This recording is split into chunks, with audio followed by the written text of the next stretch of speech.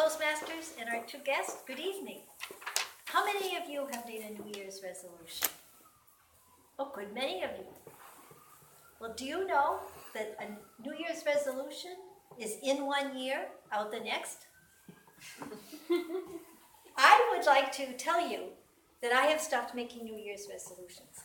I've made them year after year and have failed for one reason or another to really accomplish what I was setting out to do. Instead, I am making a to-do list. So I will talk to you a little bit about my 2014 to-do list and ways to accomplish it, and hopefully you will gain some insight into how to fulfill or complete your to-do list. I have had to-do lists all my life. I'm one of those persons who writes them down and checks them off. Once I had a manager, and he told me the best way to handle a to-do list is to check off and do all the easy things first. That'll give you time to do the more advanced or difficult things. Well, this happens to be the worst piece of advice I have ever received. I love doing the easy things on my to-do list. I check them off, and I see all the things I've accomplished, but I always have this backlog of information, of items that I have to tackle. Items that are going to be difficult or take a long time, or I just don't want to do.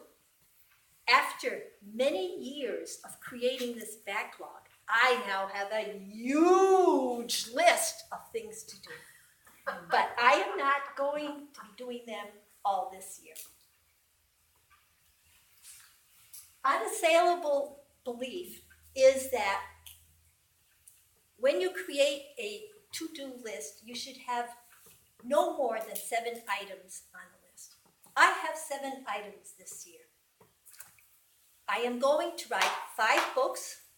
I'm going to create 5 web pages, one for each of those books, 5 Facebook pages, 5 presentations. I'm going to complete a CC and a CL manual and spend some time with my family. Phew, I'm tired already just thinking about it. Now you might say, how are you going to do all of this in 1 year? Hopefully I will. I'm starting off with a timeline. I have a whole year to do it. If I look at this large list, it can be daunting. The only way I can do it is by managing it and dividing my larger subset into smaller and smaller and smaller to-do lists. So I will have a month's to-do list, and I'll have 12 of them.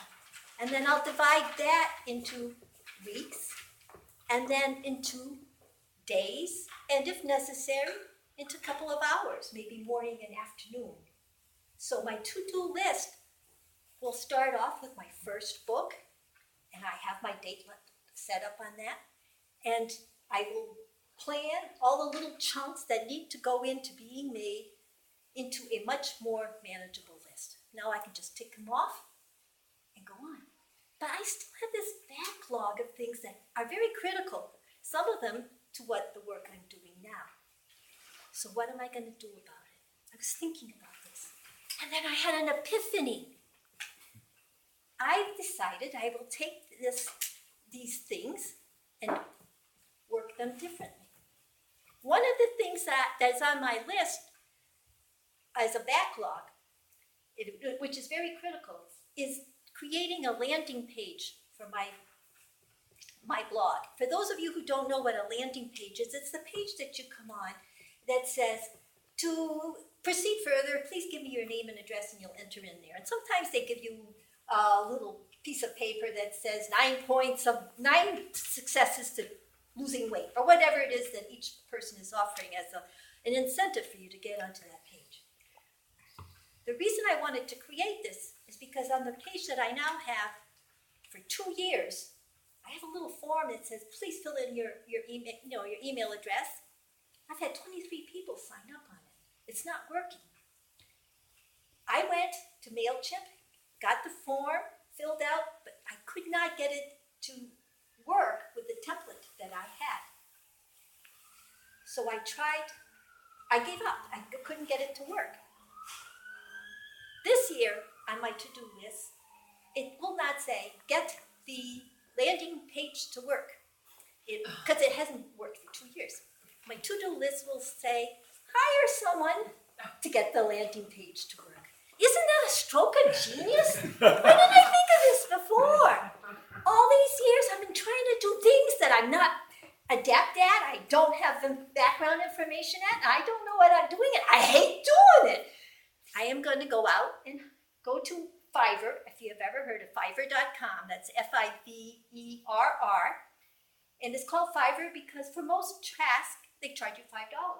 I will put on there what my requirements are, and hopefully I will have someone propose to me that they will be able to do this for me for $5, maybe even $10. With such an asset, who would want to have a backlog of things that they don't want to have? To make the list doable, as I said, we have to take off bigger chunks, manage it with a timeline, look at what is involved in doing it when we break down the timeline to make sure that we get all the little aspects and don't leave anything out which may turn out to be important. And include a fudge factor in there. A time where, because life goes wrong, things happen in life. We can't always live to a schedule. So include time for things to go bad. With all of that, hopefully, next year, I'll be able to tell you that I've succeeded in completing what I've set out to do.